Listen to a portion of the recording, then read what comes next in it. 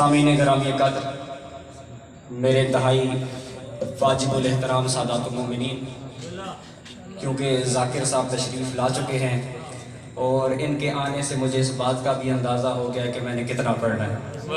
हालांकि मुझे टाइम का नहीं बताया गया, मुझे ये बताया गया था कि ज़ाकिर साहब जैसी तशरीफ़ लाएंगे तो मिंबर इनके हवाले करना है, लेकिन क्योंकि अब मिंबर पे बुला लिया गया है तो जो ज़िक्र मैंने करना है, क्योंकि कुरान मजीद फुरकान हमीद की सूरह मुबारक अन-नहल की आयत नंबर 44 मैंने तिलावत करने का शर्फ हासिल किया है। बस इस आयत के ज़मीन में 2-4 बातें और एक जुमला मुसीबत का और मिंबर भाई के हवाले। अल्लाह रब्बुल इज़्ज़त ने अपने हबीब को मुखातिब करके इरशाद फरमाया बिल बय्यिनात व ज़ुबुर, कि हमने सबूत और दलीलों के साथ इस कुरान को ज़िक्र बना के नाज़िल किया। अल्लाहु अकबर।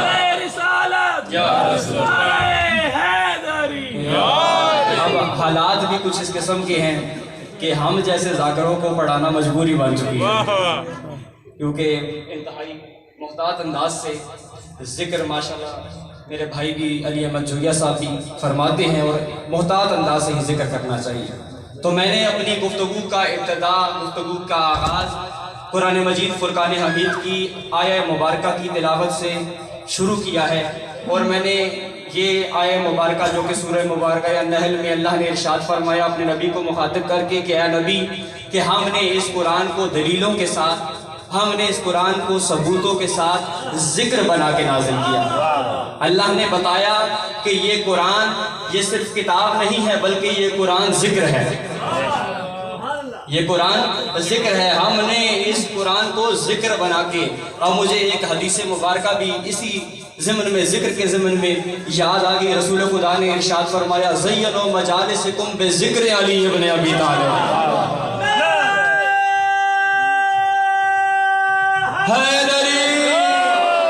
ज़ीनत दो अपनी मजलिसों को मेरे भाई अली के ज़िक्र के साथ। तो पता चला इस हदीस मुबारका की रोशनी में कि ज़ीनत वाली वही मजलिसें हैं जहां पर अली का ज़िक्र होता है।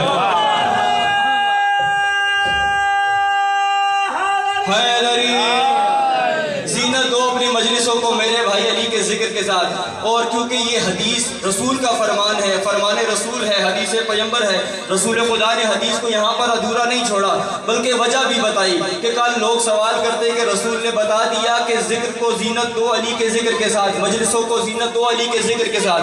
रसूल खुदा ने वजह भी बतलाई कि कल 14वीं सदी में हो सकता है कोई 15वीं सदी में कोई एतराज़ करे कि रसूल खुदा ने वजह नहीं बताई। रसूल खुदा ने फरमाया कि अली के ज़िक्र से ज़ीनत इसलिए देनी है ले अन्ना ज़िक्रुहु ज़िक्री, क्योंकि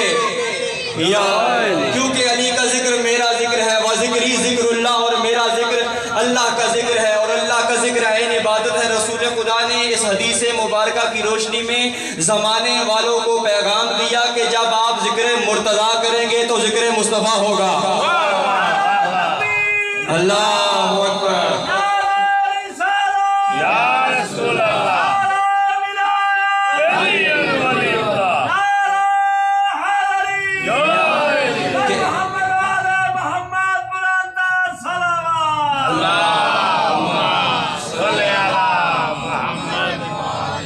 रसूल खुदा ने ज़माने वालों को पैगाम दिया कि ज़िक्र मुर्तज़ा से ही ज़िक्र मुस्तफ़ा होता है, और ज़िक्र मुस्तफ़ा से ज़िक्र खुदा होता है। और जब खुदा का ज़िक्र हो गया तो यही इबादत है। हमारा यहाँ पर आपका बैठना मजलिस हुसैन में, जहाँ पर अली का ज़िक्र होता है, जहाँ पर हम मजलिस हुसैन में बैठकर अली का ज़िक्र करते हैं, तो अली के ज़िक्र से मुस्तफ़ा का भी ज़िक्र होता है। तो अक्सर हम पर एतराज़ किया जाता है कि आप मजलिसें करते हैं, आप फलां का ज़िक्र नहीं करते, आप फलां का ज़िक्र। ये तो अब मज़ीद डिमांड्स बढ़ चुकी हैं। पहले ये कहा जाता है कि आप मजलिस में अली का ज़िक्र करते हैं, जनाब रसूल खुदा का ज़िक्र नहीं करते। अब तो मज़ीद डिमांड्स बढ़ चुकी हैं कि आप इनका जिक्र भी करें, इनका भी जिक्र करें, इनका भी। हम सब का जिक्र करने के लिए तैयार हैं, लेकिन जब लोग हम पर एतराज़ करते हैं कि आप मजलिस में, मजलिस हुसैन में अली मुर्तज़ा का जिक्र ज़्यादा करते हैं, रसूल खुदा का जिक्र कम करते हैं, तौहीद की बात कम करते हैं, तो उनको ये हदीस पैगंबर जवाब में सुनाई जाए कि ज़ीनत दो अपनी मजलिसों को मेरे भाई अली के जिक्र के साथ। एक रोज़ एक भाई ने हमसे ये कहा, एक रोज़ एक भाई ने हमसे ये कहा, क्या कहा? आता آتا نہیں ذکر رسول خدا تمہیں. ایک روز ایک بھائی نے, میں جلدی سے گفتگو کو تمام کرنے جا رہا ہوں, ایک روز ایک بھائی نے, پرسوں انشاءاللہ سید دلگیر شاہ صاحب کی رہائشگاہ پر جو مجلس ہوگی اسی عنوان کو آگے بڑھایا جائے گا. ایک روز ایک بھائی نے ہم سے یہ کہا, کیا کہا, آتا نہیں ذکر رسول خدا تمہیں, بس فاطمہ کا ذکر ہے, حیدر کی بات ہے.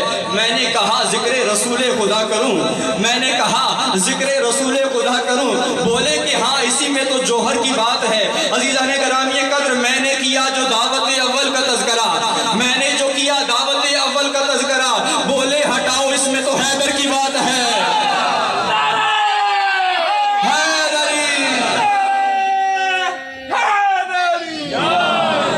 مولا سکتی شاہ صاحب کی زندگی دراز فرمائے. میں نے کہا ذکر رسول خدا کروں, بولے کہ ہاں اسی میں تو جوہر کی بات ہے. میں نے کیا جو دعوت اول کا تذکرہ, جو اسلام کی سب سے پہلی دعوت ہوئی, رسول خدا نے اپنے تمام رشتہ داروں کو, اپنی فیملی کے لوگوں کو اپنے گھر میں بلایا. جناب ابو طالب نے دعوت کو ارینج کیا, لنگر پانی کا انتظام کیا. رسول خدا نے جب دعوت ذی العشیرہ میں اپنے رشتہ داروں کو بلا کر کہا قولوا لا الہ الا اللہ, میں نے کیا جو دعوت اول کا تذکرہ. جب رسول خدا نے کہا قولوا لا الہ الا اللہ, رسول خدا نے کہا کہ جو اس دین کی تبلیغ میں, اس دین کی ترویج میں میرا ساتھی ہوگا, میرا مددگار ہوگا, میں اسے خلیفہ بھی بناؤں گا, اپنا جانشین بھی بناؤں گا, میں اسے خلیفہ بھی بناؤں گا, جانشین. یہ پہلے دن رسول خدا نے آفر کر دی تھی. اس آفر سے بہت سارے لوگ فائدہ اٹھا سکتے تھے, لیکن جب رسول خدا نے یہ آفر کی ساتھ بتایا کہ جو میرا ساتھ دے گا, جو میرے ساتھ میرا ساتھ نبھائے گا, اس کو یہ مشکلات کا, یہ تکلیفوں کا سامنا کرنا پڑ سکتا ہے, تو مجمع بالکل خاموش ہو گیا. اس وقت بھی میرے اور آپ کے مولا کائنات علی بن ابی طالب نے ہاتھ بلند کر کے کہا انا ناصروں کا یا رسول اللہ, اے اللہ کے رسول میں آپ کا مددگار ہوں. میں نے کیا جو دعوت اول کا تذکرہ, میں نے کیا جو دعوت اول کا تذکرہ, بولے ہٹاؤ اس میں تو حیدر کی بات ہے.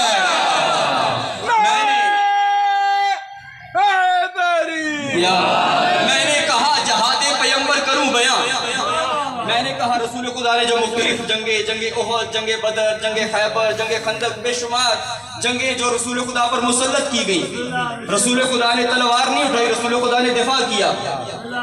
میں نے کہا جہاد پیمبر کروں بیان, میں نے کہا مولانا شاہ جی آپ خصوصی توجہ رکھیں, میں نے کہا جہاد پیمبر کروں بیان, بولے ہٹاؤ کہیں خیبر کا ذکر ہے تو کہیں خندق کی بات ہے. حیدری, اور جب خیبر کا ذکر ہوگا تبھی علی بن ابی طالب میدان میں نظر آئیں گے, جب خندق کا ذکر آئے گا تب بھی کل ایمان علی ہی نظر آئیں گے. اسی لیے رسول خدا نے ارشاد فرمایا تھا کل ایمان کل کفر کے مقابلے میں جا رہا ہے. کل ایمان یک زبان نعرہ حیدری. میں تمام جو اسلام کے واقعات تھے, تاریخ اسلام کے ہم واقعات تھے, میں پڑھتا گیا. ہر واقعے میں جب علی بن ابی طالب نظر آئے, ہر واقعے میں جب علی بن ابی طالب نظر آئے تو میں اس نتیجے پر پہنچا. میں نے کہا ذکر رسول خدا کس طرح کروں, مختصر کر دیا. میں نے کہا ذکر رسول خدا کس طرح کروں, احمد کی بات بات میں حیدر کی بات ہے.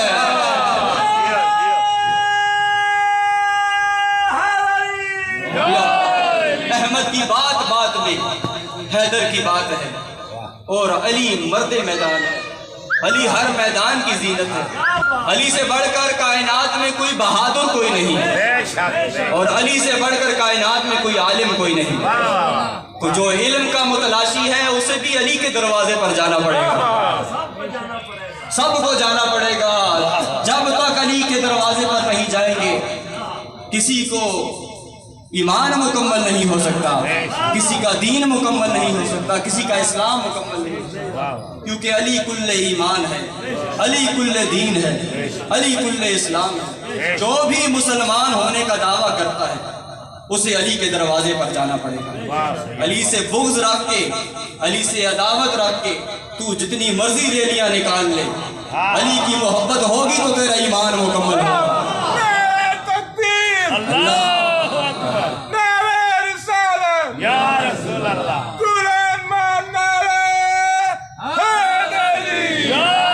ہم بے خوف و خطر ہو کے ان منبر حسینی سے ہم کسی کی توہین نہیں کرتے، لیکن ہم اپنا جو موقف ہے وہ ضرور بیان کرنا چاہتے ہیں کہ ہم کسی کی توہین، کسی کی دل آزاری نہیں، لیکن یہ مجلس حسین ہے، یہاں پر حسین ابن علی کا ذکر ہوگا، یہ مجلس حسین ہے، یہاں علی ابن ابی طالب کا ذکر ہوگا، یہاں پر اہل بیت کا ذکر ہوگا، ہم فضیلتیں بیان کریں گے، ہم مصیبتیں بیان کریں گے۔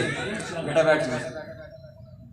اور میں اکثر یہ کہا کرتا ہوں کہ جب بھی کوئی ذاکر، کوئی واعظ فضیلتیں بیان کر رہا ہو جس طرح مرضی سنا کرو، لیکن جب کوئی ذاکر کربلا والوں کے مصائب بیان کرے تو پھر اس طرح رویا کرو جس طرح امام رضا نے اپنے صحابی سے کہا تھا۔ صحابی جب مجلس میں آیا نا تو مجلس کے بعد امام رضا نے کہا کہ اے میرے صحابی، تو میرے جد مظلوم کو کیوں نہیں روتا؟